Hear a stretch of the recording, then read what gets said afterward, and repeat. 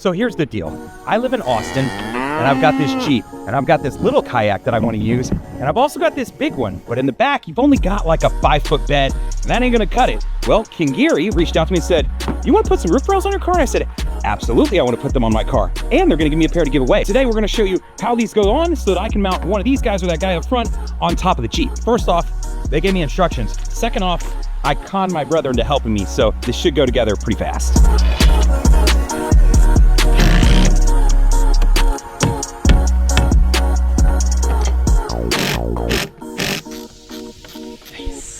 So with 2 people, probably took us 30 to 45 minutes, which made it dramatically easier. I gotta say, super easy to put together, came with instructions, came with all the parts, everything fit together perfectly.